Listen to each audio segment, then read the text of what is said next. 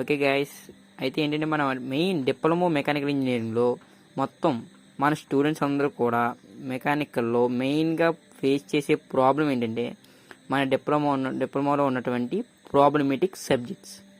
అవి ఏంటంటే మనకి thermal engineering, strength of materials, engineering mechanics, design of machine elements.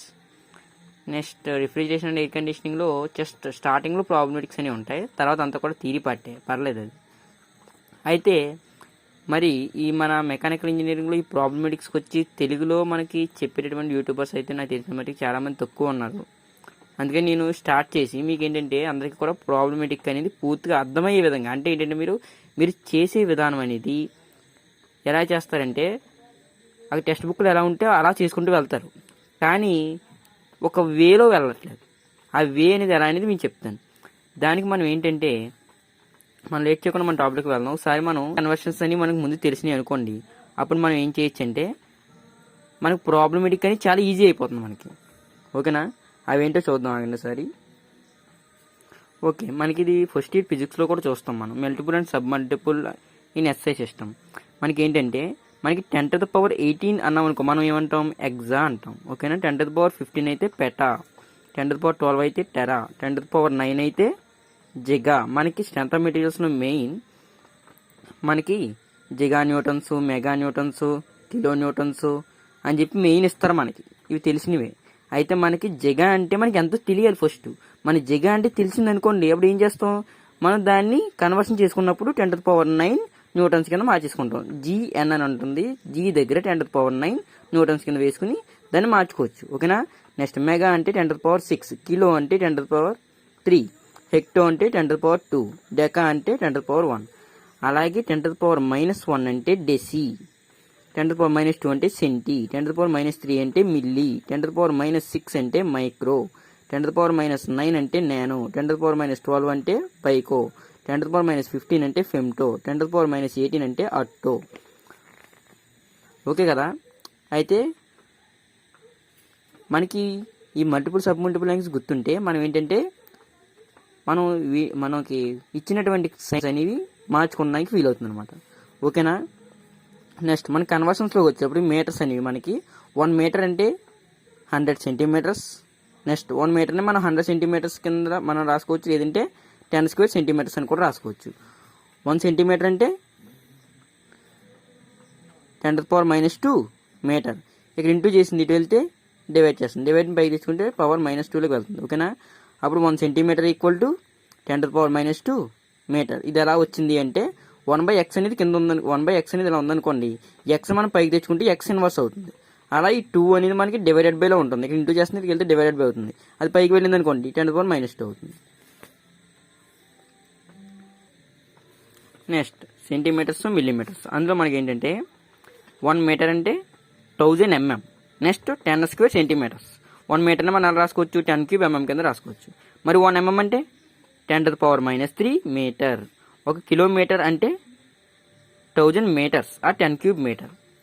1 metre equal to 100 centimetres, ఇంతకుముందు మనం చూసాం. నెక్స్ట్ మిల్లీమీటర్స్లో చూసుకుంటే 1 సెంటీమీటర్ అంటే 10 మిల్లీమీటర్స్. ఓకేనా, 1 millimetre equal to 10⁻−1 centimetre. 1 ton అంటే ఎంతండి, 1000 kgs.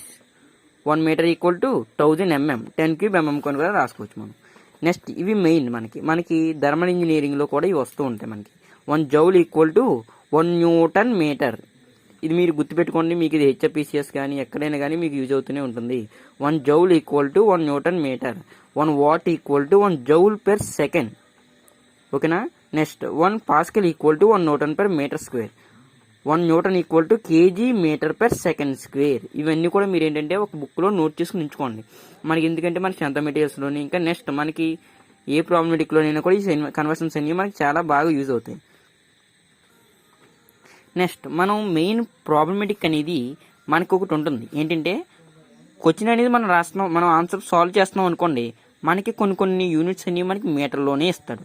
మనం ఏం చేస్తాం, నేనైతే ఏం చేస్తానంటే మొత్తం మీ చేత చేయించే ప్రాబ్లమేటిక్స్ మొత్తం అన్నీ కూడా నేను ఎంఎంలోనే చేయిస్తాను. ఓకేనా, మ్యాక్సిమం ఎంఎంలోనే చేస్తాను. అప్పుడు మీరు ఏంటంటే మీరు ఉన్నటువంటి మీకు మీటర్లో ఇచ్చినా సరే, మనకి కిలో న్యూటన్స్లో ఇచ్చినా సరే, ఏమైనా సరే, మనకి మిల్లీమీటర్లు ఇచ్చినా సెంటీమీటర్లు ఇచ్చినా ఏమైనా సరే మనకి నేను ఎంఎంలోకి మార్చేస్తాను, మిల్లీమీటర్స్లోకి మార్చేస్తాను. మిల్లీమీటర్లు ఇస్తే అలా ఉంచేద్దాం. కిలోమీటర్స్లో ఇచ్చిన, నెక్స్ట్ సెంటీమీటర్లో ఇచ్చిన, మీటర్స్లో ఇచ్చిన, అది ఎందుకు మారుద్దాం మనం ఎంఎంలోకి మార్చేద్దాం. అది ఎలా మార్చాలి అంటే మీరు ఫస్ట్ ఇది మీరు ఎక్కడైనా నోట్ చేసుకుని ఉంచుకోండి. ఎంఎం, సిఎం, ఎం, కేఎం. ఓకే కదా. నెక్స్ట్ ఎంఎం, సిఎం, ఎం, కేఎం. యారో మార్క్స్ ఇటువైపు పెట్టుకోండి సార్.